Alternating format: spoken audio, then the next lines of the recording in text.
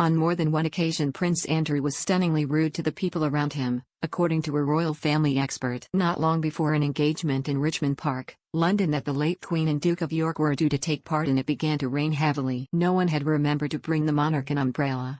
With half an hour to go, the Queen's press secretary James Roscoe went in search of one for her, reports author Valentine Lowe in the Mail Online as part of an adapted version of his upcoming book Courtiers, The Hidden Power Behind the Crown. Mr. Roscoe came across a group of army officers there to meet the Queen and asked the most junior member, a captain, if they minded trying to find an umbrella as well as someone who could ideally hold it and walk beside her. The author claims that Andrew at that point marched up to the press secretary pointing a finger towards his face and saying, "Who the F are you to ask these men to find you a thing umbrella?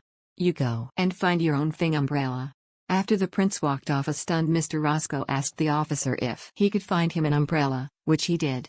Around a week later, the Queen and her press secretary were discussing something else when she asked him if he asked the Duke of York to fetch you an umbrella.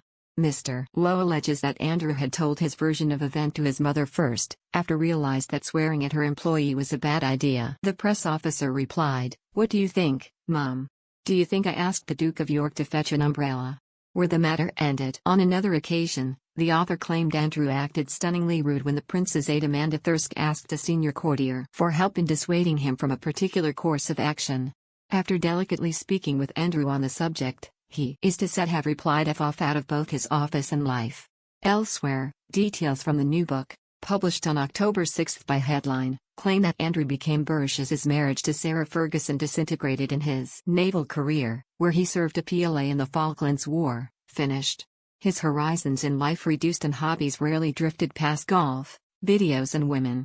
Buckingham Palace workers claimed Andrew was just dreadful and made little effort while shouting at whoever answered the phone when making calls. But even people who were privately critical of Andrew believed that he made real effort with his work, which included a decade-long position as a trade envoy to the government from 2001.